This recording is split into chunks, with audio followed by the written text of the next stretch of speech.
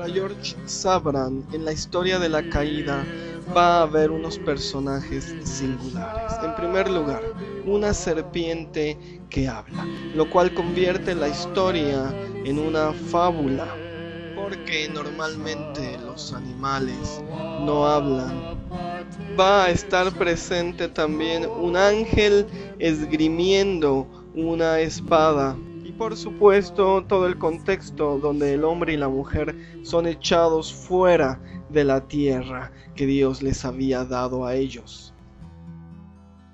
Esta misma caracterización de personajes va a aparecer en la historia de Balac y Balaam en el libro de los Números. Allí vamos a tener también un asno parlante, y es el único lugar, este y el Génesis, donde aparecen animales que hablan. Vamos a tener un ángel que le sale al camino a Balaam con una espada en su mano. Y vamos a tener al pueblo de Israel entrando a poseer la tierra prometida.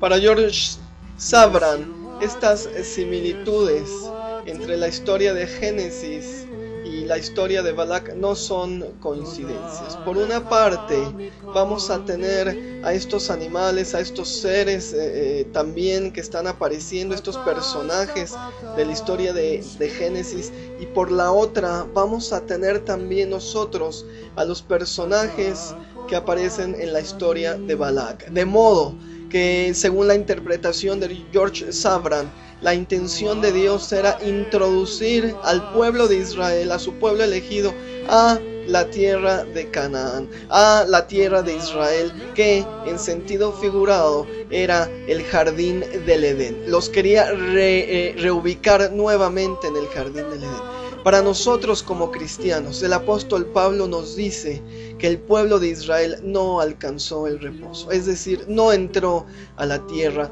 prometida. Pero sí podemos ver esta clara intención de Dios de revertir la maldición, de revertir la muerte, de revertir el pecado de Adán y Eva e introducir nuevamente a su pueblo a la tierra de Israel, a su pueblo elegido, que era el pueblo de Israel. Ahora nosotros hemos reemplazado al pueblo de Israel. Ahora nosotros los cristianos somos el pueblo elegido y hemos sido llamados a tomar este jardín, a tomar este huerto, a introducirnos nuevamente en el Edén. Para James Fraser, antropólogo británico de principios mediados del siglo XX, quien estudió en el Trinity College en Cambridge, escritor de numerosas obras, entre las cuales destacamos para este estudio el folclore en el Antiguo Testamento.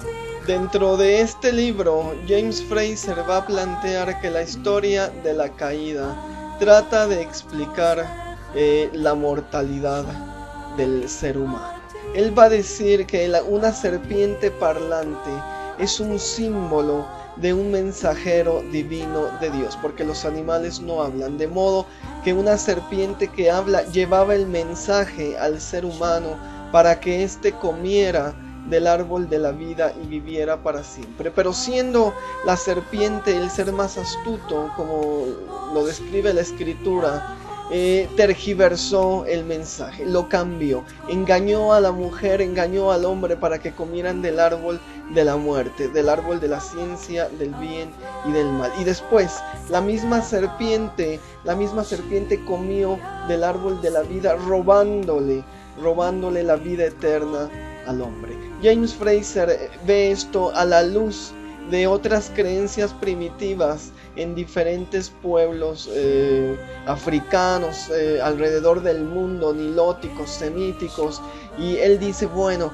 ellos ven la inmortalidad de la serpiente por medio del cambio de la piel. Esa es una historia interesante, el planteamiento de Fraser. Se pueden debatir algunos puntos. Lo que es cierto es que la historia de la caída, como él lo dice, es una historia de muerte, es una historia que narra el por qué el hombre tiene que morir. Y bueno, como dice Sabra, ¿no? intento de Dios por introducir nuevamente a su pueblo elegido, al pueblo de Israel, a la tierra prometida. Es este intento fallido, como vimos mediante el apóstol Pablo, por introducir al pueblo al Edén nuevamente. Pero este intento fallido por introducir al pueblo de Israel encuentra su final con Jesucristo, en la figura del hortelano, en la figura del jardinero, en la cual tenemos nosotros la esperanza, tenemos nosotros la fe por medio de su sangre preciosa, para ser herederos no solamente del Edén, del cielo y de todas las bendiciones y las promesas que nuestro Señor Jesús tiene para nuestras vidas por medio de la fe en su nombre. 1. A la historia de la caída se le nombra de este modo porque el hombre cayó en pecado. 2. El paraíso coexiste en el mismo tiempo y espacio que la tierra. 3. Se le puede ubicar entre el río Nilo y el Éufrates, encontrando el huerto en el territorio de Israel. 4. Para el cabalista medieval Joseph Gicatilla, la unidad está representada por el agua, el Edén y el huerto, mientras que el río es la separación. 5. La función del místico en el planeta es la de hacer descender el agua del jardín a la tierra, lo que significa la aplicación del conocimiento adquirido. 6. De acuerdo con George Sabran, Dios intenta introducir al pueblo de Israel en el Edén. 7. Pero este intento es fallido porque, como dice el apóstol Pablo, el pueblo de Dios no entró en el reposo. 8. Siendo entonces la historia de la caída una historia de cómo el hombre se hizo mortal, según James Fraser. 9. No obstante, el reposo es para el pueblo elegido de Dios, los cristianos, que por medio de la sangre que Jesucristo vertió en la cruz, tienen prometida la entrada al jardín del Edén.